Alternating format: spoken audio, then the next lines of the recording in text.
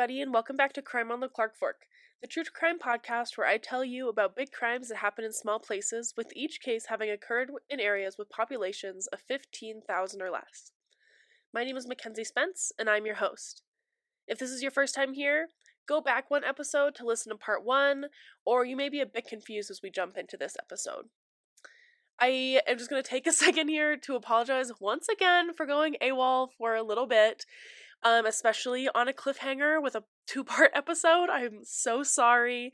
Life got absolutely crazy. It was one thing after another that I had planned, and I just did not have time to record or edit this episode, so I just want to start off by apologizing. So for those of you that are coming back, thank you for coming back and listening to this. I apologize again for the long break.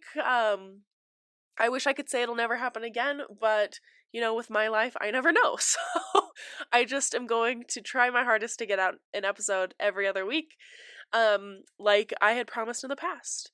I also want to say, you might notice that I'm a little stuffy. I'm just getting over a cold, so I apologize if my voice is really annoying today. But I really wanted to get this recorded and put out for you guys. With that being said, let's get into it. So, the last time we talked, I told you about the affair that had unfolded between Candy Montgomery and Alan Gore in 1979. And again, if you didn't listen to the last episode, part 1, stop here and go back. There's a lot of information in the first episode that will help you understand this episode. So, let's get into it. The sources for this episode are Texas Monthly, People Magazine, A&E, Biography.com, City of Wylie, Texas, CBS News, AllThat'sInteresting.com, FindAGrave.com, Fort Worth Star Telegram, Perplexity, Today.com, Bustle, and UPI. Wylie, Texas, 1980, population 3,152. On June 13th, Alan had to leave for a work trip in St. Paul to make sure that his new company's biggest client, 3M, had a functioning message switching system by the following week. After leaving his last company, he knew he would be working really long hours, but he also attempted to avoid working weekends because he knew that it upset Betty. He didn't want to go on this trip to 3M because Betty couldn't stand being left alone, even for one night. Even so, he knew that his absence this weekend would be easier on Betty because they were planning on heading to Europe the following week. They would be taking this trip without the children, and Betty had been calling it their second honeymoon. When Alan had left that morning, Betty did break into tears, but Alan reassured her that he would call her from the airport before he took off, and the sound of his voice would reassure her. Betty agreed that she would be okay for the weekend alone, and her and Alan parted ways. When Alan made it to the airport and was heading to his gate, he stopped at a payphone to call Betty at the house. The phone rang 7 or 8 times before Alan hung up and tried again. When he didn't get an answer the second time, he just assumed that Betty was out on a walk in the neighborhood, which she did every evening with their new daughter, Bethany. When he couldn't get a hold of Betty, Alan finished his trek to his gate and noticed one of his colleagues, so he joined him in the boarding area. They then boarded the flight and discussed the new software on the way to St. Paul. The flight was painless and landed on time, leaving the men to check into their hotel, the Ramada Inn, on Old Hudson Road at 8 p.m. The men went to their respected hotel rooms and agreed to meet for dinner at 9 p.m. that evening. When Alan got to his room, he began to wonder about Betty, trying to remember if she had said that she would be out of the house that day or not, so he called the house again and let the phone ring 15 times before hanging up. He then called an operator to complete the call for him, but still, no answer. He knew that Betty wouldn't leave the house without telling him, especially at night, and there was no reason that he could think of as to why she wouldn't be answering his calls. Now, I just want to say, this is where the story kind of ebbs from the previous episode, and I apologize for any confusion. There are different sources that say different things, but what I'm telling you now seems to be the correct order of events compared to the previous episode at the beginning. It was at this time that Alan called his next-door neighbor, Richard Parker. Richard answered, and Alan apologized for bothering him, but asked if he would be willing to go over to his house to see if Betty was home. Richard sounded a little irritated, but agreed to Alan's request. He left Alan on the line and walked out of his house in slacks and an undershirt, but no shoes. He walked across the Gore's lawn and knocked on the door. He waited for an answer, but one didn't come. So he ran back to his house and let Alan know that there was no answer, so Betty must be out of the house. Alan thanked Richard for checking in, and the two hung up. Alan was worried at this point, and on an impulse, he called the Montgomery house, and Candy answered almost immediately. "Candy," Alan said, "this is Alan. Have you seen Betty?" Without answering the question, Candy asked Alan where he was. He explained to her that he was in Minnesota on a business trip and that he had been attempting to get a hold of Betty on the phone, but he couldn't get her to answer. He then asked if she had heard from her that day. Candy explained that she had seen Betty that morning when she went to pick up Alan and Betty's daughter, Alyssa's swimsuit. Just a reminder that the Gores and Montgomery's daughters were good friends, so it wasn't odd for Alyssa to be at the Montgomery house on occasion. That day, the girls were planning on spending the day in the Montgomery's pool.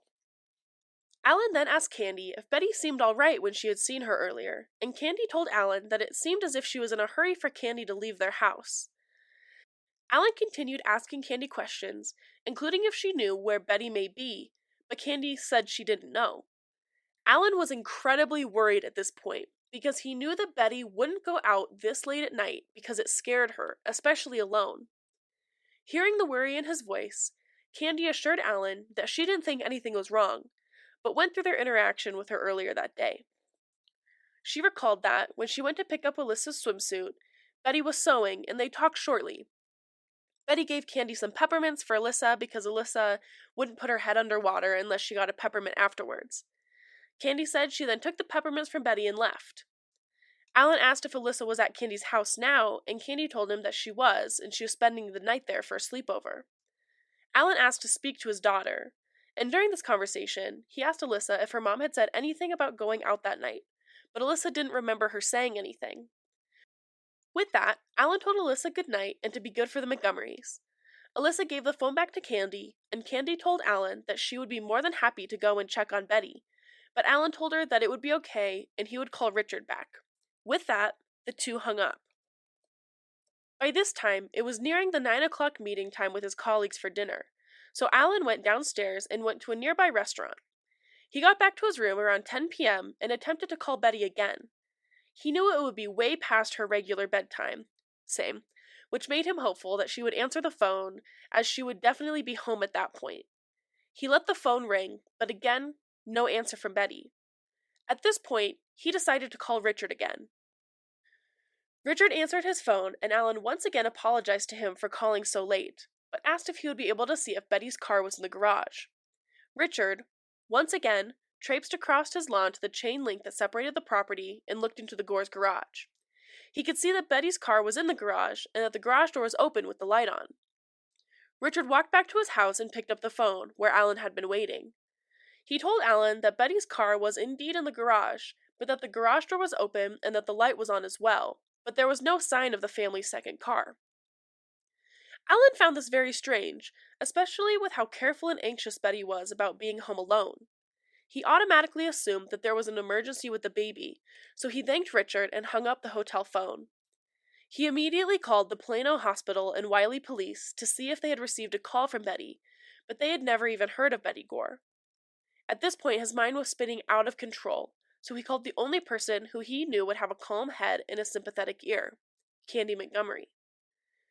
When he called, he explained to Candy that Richard had gone over to see if Betty's car was in the garage and that the door was open. The light was on, but Betty's car was in there. He asked if Betty had called over to Candy's house, but Candy said that she hadn't. She again asked if he wanted her to go down and check the house for him, but he told her no, and that he would ask the neighbors to check once again. Candy assured Alan that she was sure nothing was wrong and that Alyssa was taking care of at her house. Alan hung up the phone, but felt physically ill. He couldn't think of a single reason why Betty wouldn't have called him back or why no one knew anything. He called Richard's house once more. This time, he didn't apologize. He wasted no time telling Richard that he was worried sick about Betty and begged him to go back to the house, check on all the doors and the garage one more time. He told Richard that if Betty was in a hurry, she may have left a note to let him know what was going on. Annoyed, Richard agreed once more to go and check the Gore's house. He didn't really like the responsibility of checking in on his neighbor's wife, and was actually startled by the panic in Alan's voice in his last call. Regardless, Richard left Alan on the line and went to go check to see if Betty was home one more time. He went around the back into the alley and up the Gore's driveway. He was surprised to see that there were actually 2 cars in the garage, not just the one. The second car had been pulled forward enough that he wasn't able to see it from the fence when he looked earlier. He walked into the garage and tried the door to the utility room, but it was locked. He could tell that there was a light on through the crack under the door, but when he knocked, there was nothing but silence. At this point, Richard began to feel a little disturbed, so he left the garage and walked back to his house to update Alan. He grabbed the phone where Alan was waiting and told him that there was something wrong. There were actually 2 cars in the garage. The lights in the home were on, but no one was answering when he knocked. This made Alan even more worried than before. He told Richard that he had to get into the house in any way that he could. Reluctantly, Richard agreed to Alan's request, so Alan gave him the phone number to his hotel room and said that he'd be waiting to hear back from him. Richard wrote down Alan's number and hung up. He grabbed his realtor keys, hoping that one would fit the Gore's home. And during this time, Alan was unsure if Richard was really going to go back to his house to check for Betty, so he actually called an old coworker from Texas Instruments that lived across the street, Jerry McMahon, and told him that something was wrong at his house. He explained the situation and asked if Jerry would be willing to go over with a flashlight and see what he could find out. Jerry agreed, put his shoes on, and walked down his driveway. When he got to the Gore's garage, he knocked loudly on the utility room door, with no answer, similar to Richard's attempts. He walked into the backyard and attempted to open the sliding glass door, but it was locked and wouldn't budge. He finally went around to the front of the house, looking into windows as he went, and then rang the doorbell, but again, no answers. He plodded back to his own house, picked up the phone, and told Alan that there didn't seem to be anything out of place other than the lights on in the house and the garage door open. Alan was adamant that there was something wrong and that Jerry needed to get into the house regardless of what it took. Jerry hung up the phone and told his wife what was happening. As he relayed the story, his wife told him that he could not go back to the house alone as she felt something was wrong. He told her that he would call Lester Gaylor, a barber who lived next door to the Gores and Richard. He told Lester what was happening, and the two agreed to meet in the alley. When they arrived in the alley, the pair were actually surprised to see Richard walking to the Gore's house as well with a giant silver ring full of house keys. Jerry asked Richard what the hell was going on, to which Richard told him he wasn't really sure, but Alan told him he needed to get into his house regardless of what it took. He told the 2 other men that he had the realtor keys and he was going to see if any of the keys worked on the Gore's house locks. Richard tried the keys one by one on the utility door while the other 2 men attempted to open the sliding glass door in the back of the house. None of the keys worked, and the other men were unsuccessful in getting the glass door open, so they thought to try all the windows as well to see if they could pry those open instead. While Lester and Jerry tried to get in through the windows of the house, Richard went to the front door and began checking each key on his ring, hopeful that one would fit. He placed the first key in the lock and the door swung open. The door wasn't locked. A chill ran down Richard's spine as he yelled to Jerry and Lester that the front door was unlocked. The men joined Richard on the porch, and each waited for the other to make the first move into the house. It was Richard that stuck his head into the house first, yelling for Betty. Finally, Lester opened the door the rest of the way, and the men entered the house. When they entered, they noticed that all the doors in the hallway were closed. The men made their way further into the house, and Lester walked to the front door, opening it and sighing a breath of relief. A child's bedroom, nothing unusual within. Richard looked over Lester's shoulder into the room and also felt relief rush over him. Richard and Lester continued down the hall to the following room, while Jerry looked into the bathroom, which had its light left on. On the tile, he noticed a dark substance caked to the floor tiles, and he immediately knew something terrible had happened. As Richard and Lester continued down the hallway, they opened the second door and flipped on the light switch. As soon as the light illuminated the room, the men heard a hoarse wail of a baby, and immediately knew it must be the Gore's baby, Bethany. From the door, the men could now see the baby half sitting up and half laying down in the crib, with her legs folded under her little body. Bethany's face was blotchy and red, and her hair was tangled and dirty from laying in her own excrement. Her cry was hoarse, presumably from crying for an extended period of time. Richard quickly grabbed Bethany and hurried back to his house to call 911 and make sure the baby was okay. While Richard left to call the police, Jerry and Lester continued their search of the house, moving to the master bedroom, where they found nothing. This concluded their search of half the house, and meant that they had the other half to search. They went into the living room, and they split up, Jerry going to the dining room on the right, and Lester headed to the kitchen on the left. The pair turned lights on as they traveled through the house, aware of the iron-like smell that followed them throughout their search. Lester made it to the utility room that was attached to the kitchen and immediately yelled to Jerry that he didn't need to look any further. Lester quickly closed the utility room door and yelled to Jerry that Betty was dead. Lester hadn't even noticed Betty's body, but rather the sheer amount of blood that encompassed the utility room. Jerry began heading towards Lester, and even from 15 feet away, Jerry could see the look of pure terror on Lester's face. As Jerry got closer, Lester shuffled away from the utility room door and let Jerry crack the door open. He only needed a quick look before closing the door. Jerry looked at Lester and told him that Betty had blown her head off. The entire right half of her face was missing. Lester moved to the phone to call the police, but just as he was about to pick up the receiver, the phone began to ring. Both men froze and looked at each other, but it was Lester who picked it up and shakily said, "Hello?" It was Alan on the line, who said that he couldn't wait any longer for an update. Lester didn't say anything, so Jerry grabbed the phone from his hand. Alan, feeling the tension through the phone, asked the men what they had found. Jerry responded by telling him that it wasn't good, but that Bethany, the baby, was okay.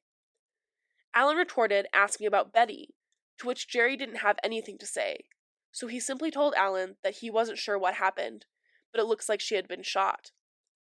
Alan was confused because the couples didn't even own a gun. Jerry continued by telling Alan that he wished there was something else he could tell him, but that he needed to hang up to call the police, and when they got there, they would tell everything that they found to them. Alan was stunned, so he thanked Jerry and Lester and hung up the phone. He didn't know what to do, so he called Candy again. At this point, it was 11:30 p.m., so when the phone rang, Pat Montgomery was not very happy, especially since he and Candy had just began to have sex. Candy answered the phone. As soon as she did, Alan told her that he had bad news. Betty was dead, and the neighbors found her with a gunshot wound in their home. Candy immediately asked about Bethany, making sure the baby was okay, to which Alan told her that she was fine and with the neighbors. Alan went on to say that he didn't know what happened, and that he knew she had some things that had been bothering her, but he never thought that she would kill herself. Candy asked Alan what she could do, to which he asked her to watch Alyssa, but not to tell her what happened because he wanted to be the one to tell her when he got home from Minneapolis. He then hung up the phone, and at this point, Candy was crying. Pat put his arms around her, asking if Betty was dead. Candy responded that she didn't know, but it sounded like it by the way Alan was speaking. Candy slept for 3 hours that night before getting up to make breakfast for her husband, kids, and Alyssa. She continued her day as she would any other until she got a phone call from friends and neighbors asking if she had heard the news. She said that she had only heard that Betty had been shot, but nothing else. Apparently, it was all over the news. As soon as she hung up on one call, her phone rang again. As the phone continued to ring, more and more pieces were being released by the police, including the fact that Betty was not, in fact, killed by a self-inflicted bullet wound, but rather, she was murdered with an axe. It was also revealed that a bloody footprint was found at the scene, and that it was the sole detail of the crime that every person in the county knew. Around lunchtime that day, Alan arrived from Minneapolis, where he was greeted by police officers. By this time, the officers knew that Betty had not committed suicide, but was murdered with an axe. At this news, Alan nearly collapsed. In the house, the cops had found a bloody footprint and hair in the shower that was not thought to belong to any of the Gores. It wasn't long before Candy was questioned in the murder because she was the last person to see Betty alive the morning of her murder. It also didn't take long for Alan to reveal to the police that he and Candy had been having an affair, which was something that Candy had not mentioned when she was questioned. Her story was always airtight, leaving out the infidelity with the dead man's wife. This gave police a motive for murder, and Candy became the top suspect on their list. The real kicker was a bloody fingerprint that was found in the home, which the police were able to tie to Candy. Therefore, they put out a warrant for her arrest, charging her with the murder of Betty, to which Candy vehemently denied. She turned herself into the police shortly after the warrant was issued. The prosecutors began seeking a hair sample from Candy to compare to the hair that had been found in the shower of the Gore's home. Candy was able to make the $100,000 bail, $309,000 in today's money, and once she was released, she stopped reading the newspapers, stopped listening to the radio, and stopped watching the news on the TV. Candy was the perfect housewife and had a whole community of people backing her and her family during this time. It wasn't unusual for the Montgomerys to get a greeting card from people at their church that encouraged them to keep their heads high and to let them know that they are praying for them and for this disaster to end. During this time, Candy hired a lawyer from the church that her family and the Gores attended. His name was Don Crowder, and he was a lawyer who normally handled personal injury work and had never even been close to a murder case before. When he began speaking to the reporters about the case in Candy's stead, he told the media that he believed the murderer was a man.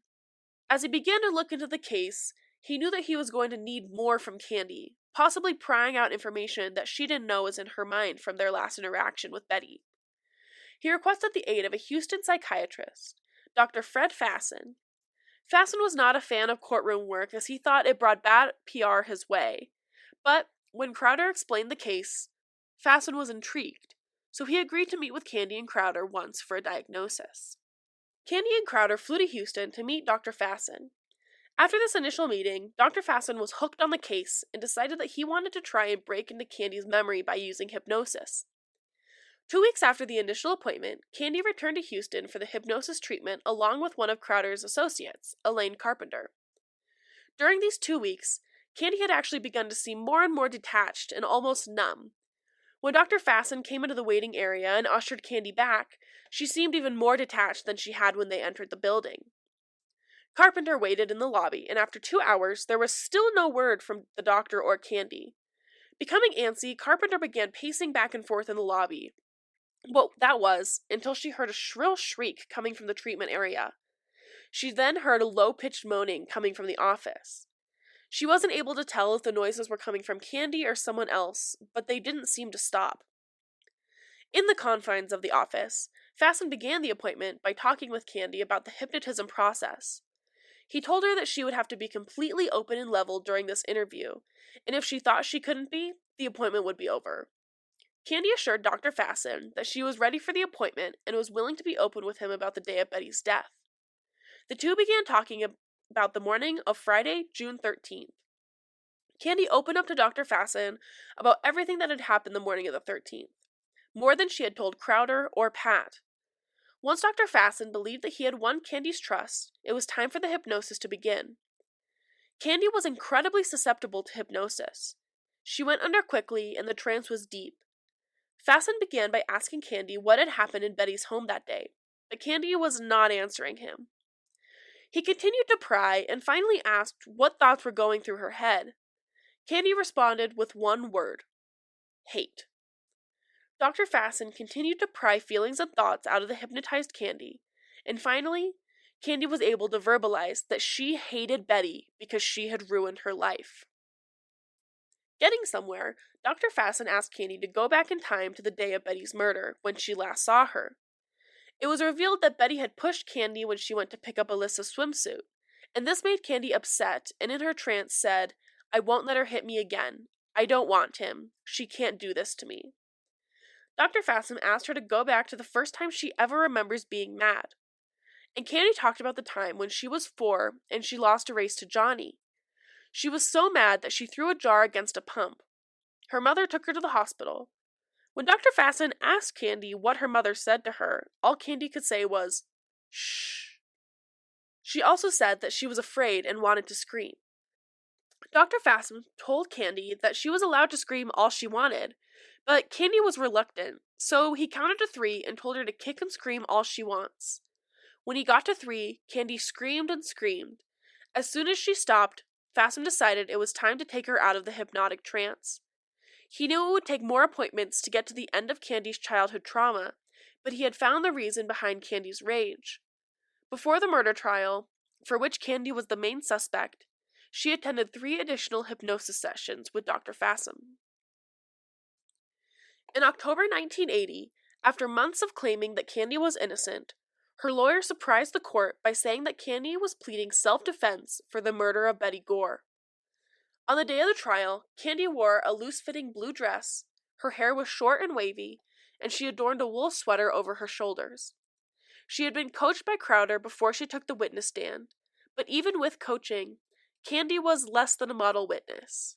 Her voice was nasally and clipped, and when she answered questions about her life, the Gores, or her family, she gave short answers. So, what happened that day in the Gores' home that left Betty dead? Candy told it in her own words at her trial. On Friday, June 13th, Betty was expecting Candy to arrive at her house around noon to pick up Alyssa's swimsuit. So, when Candy arrived earlier than expected, Betty was annoyed. She had just sat down for the first time that morning after putting Bethany down for her mid-morning nap. The light knock on the door was quickly answered by Betty, who was dressed in red shorts, a yellow shirt, and house sandals. She opened the door a crack and peered out to see who was there. And when Betty answered the door, Candy quickly told her that she had a favor to ask.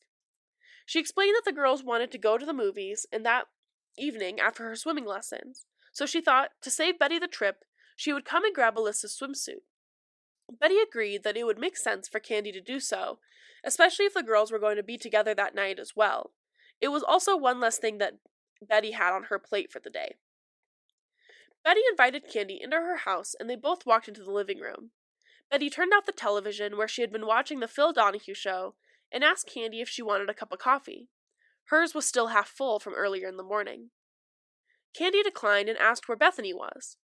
Betty explained that she had been up especially early with the baby and that she had just managed to put Bethany down for her nap.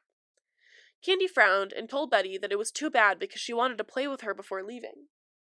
Betty got up and gave Candy peppermints, reminding her that Alyssa wouldn't put her head under water without a peppermint as a reward.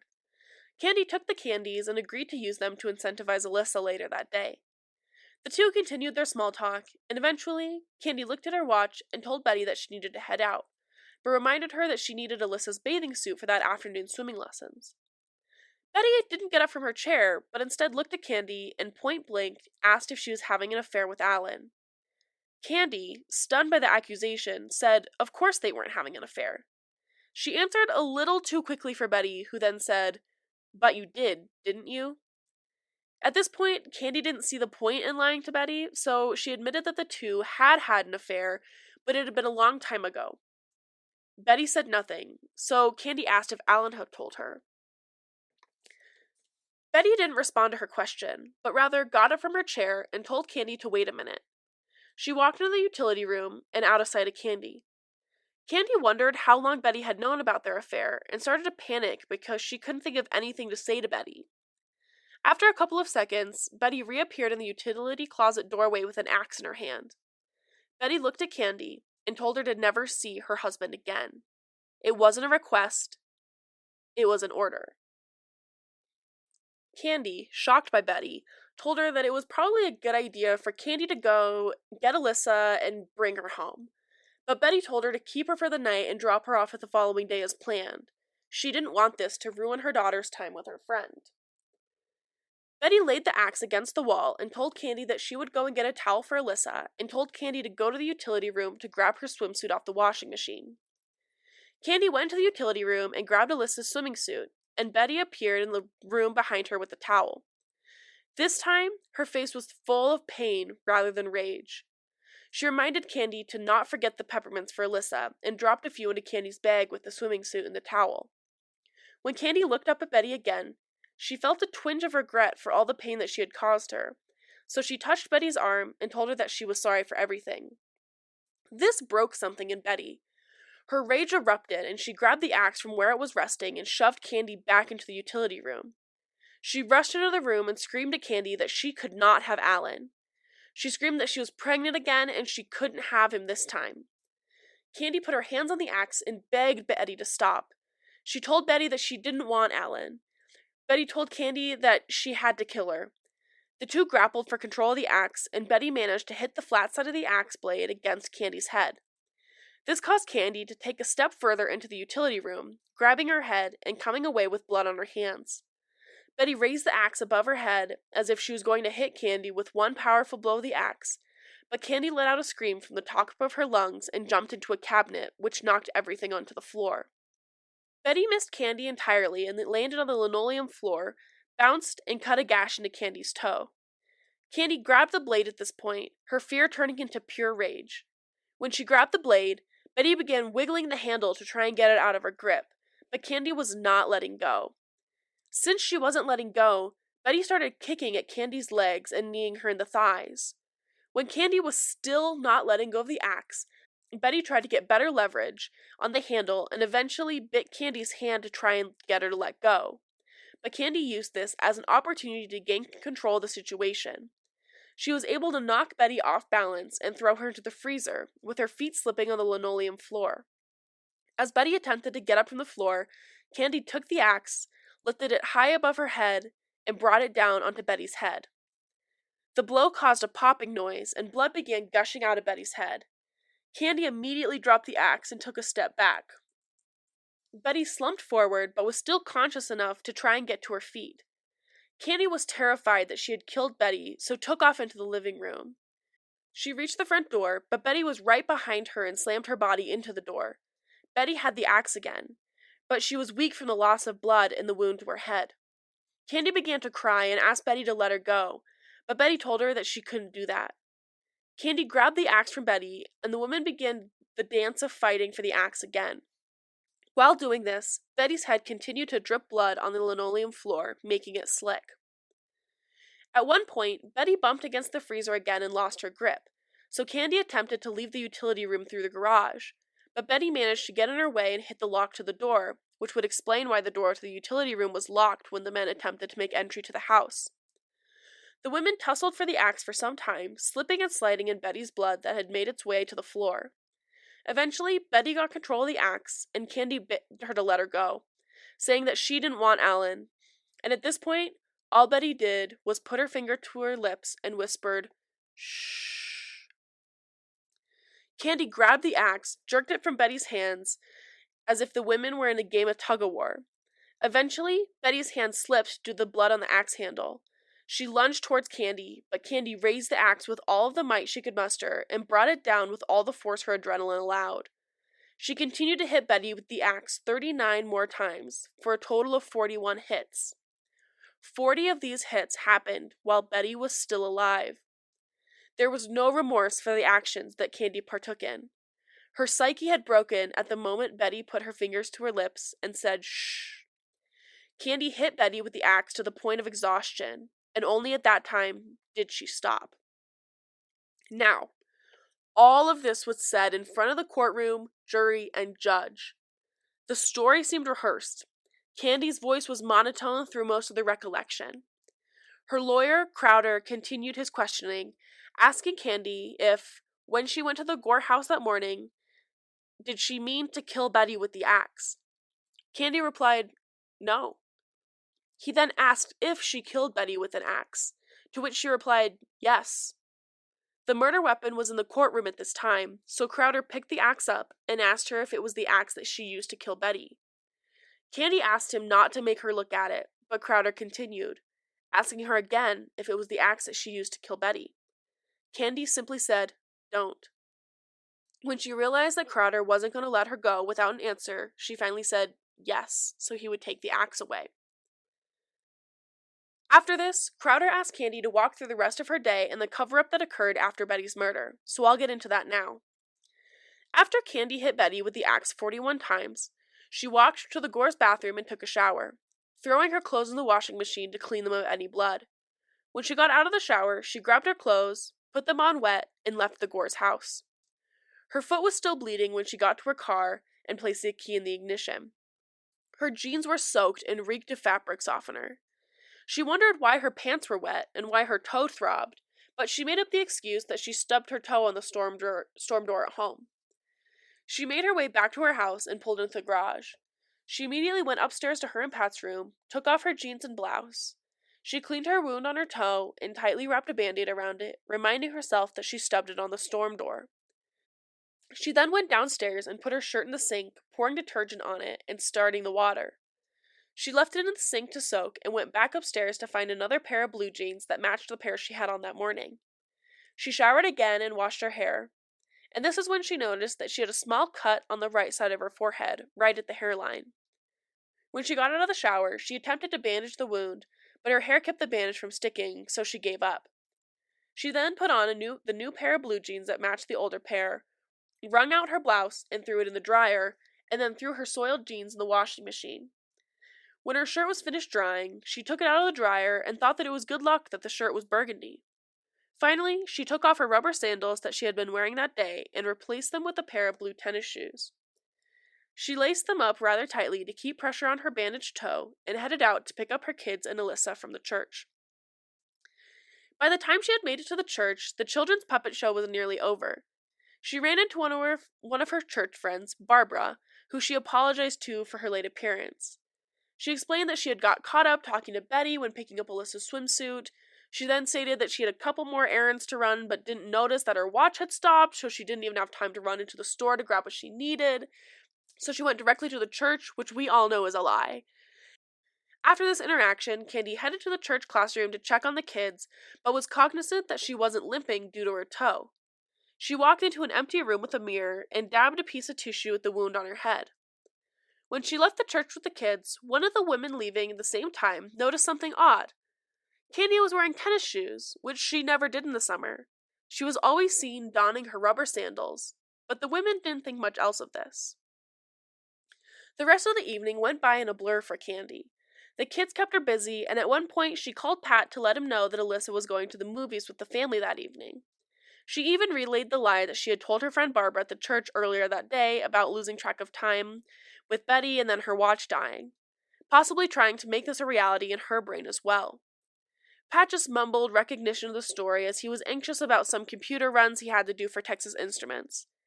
Candy then told him that Alyssa was going to stay the night with them that night, to which Pat said that it was fine with him.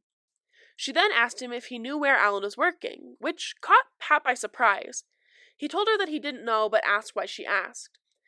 She told him it wasn't important, and that they would be in the Texas Instruments parking lot around 4:45 p.m. to head to the movies with the kids and Alyssa.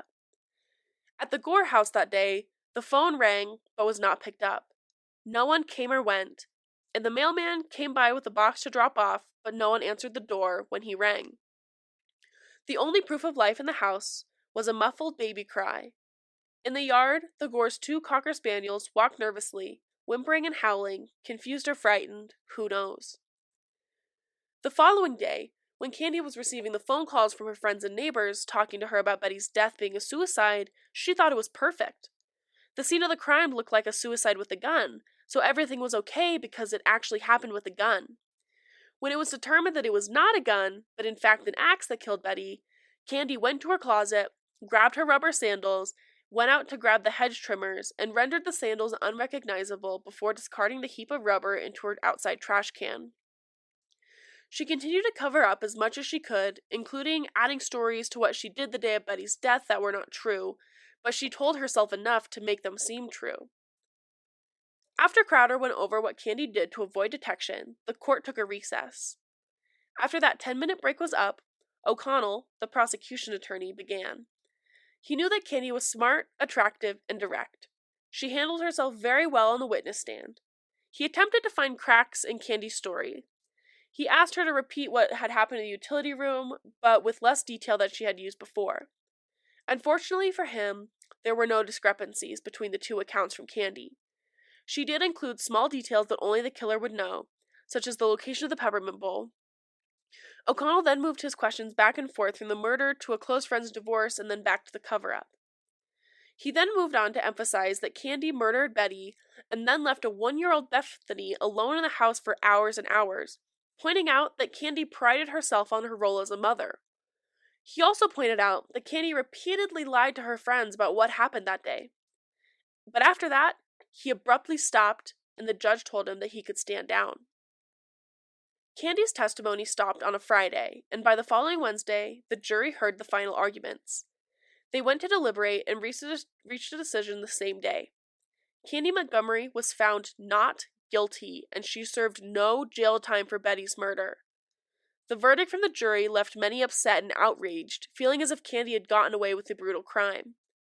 With that being said, her lawyer strongly believed that the prosecuting attorneys did not prove beyond a reasonable doubt that Candy didn't act in self-defense when she killed Betty.